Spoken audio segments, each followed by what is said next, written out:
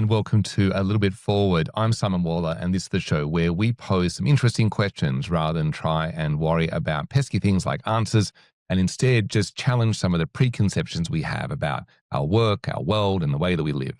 And today we're going to be talking about mandates, and the question is any mandate whatsoever ever legitimate?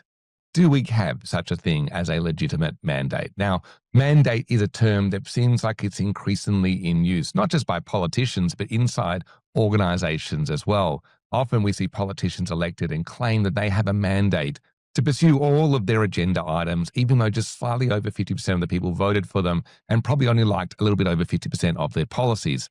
This hardly feels like it's a carte blanche mandate to do whatever the hell that politician wants. But even worse than that is we have this term mandate as a shortcut for implementation at the expense of engagement.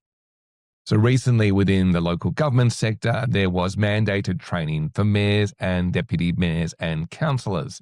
So all of these people now have to do a certain amount of training each year, and that training is to follow a set of guidelines that's been provided by the state government. And at the end of each of these training sessions, the councillors and the mayors need to get a little piece of paper signed by the CEO to say that they did the training. I mean, apart from the problem that we're treating adults like children, my question is whether or not this strategy, this approach, is really going to work.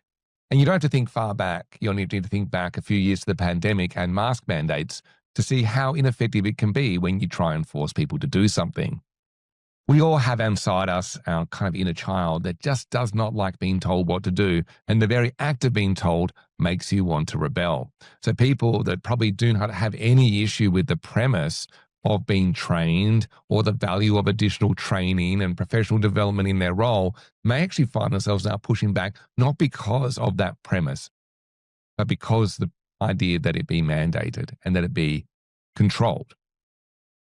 And so we kind of come to this problem, almost this paradox around mandates, where it's almost like a mandate can be the very fast way of getting a slow outcome. But we shut down debate and we shut down the questions and we shut down the conversations that allow understanding and actual real and deep commitment to an idea. So this is my question for you. In a second, you're going to have 5 minutes of silence to ponder this idea about whether any mandate can be legitimate.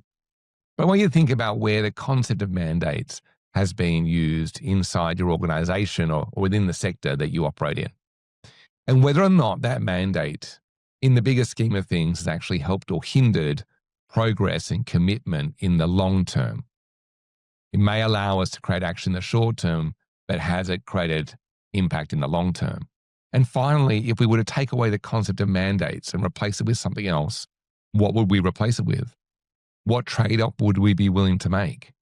What delay in implementation would we be okay with if it meant that we actually had a better outcome in the long term?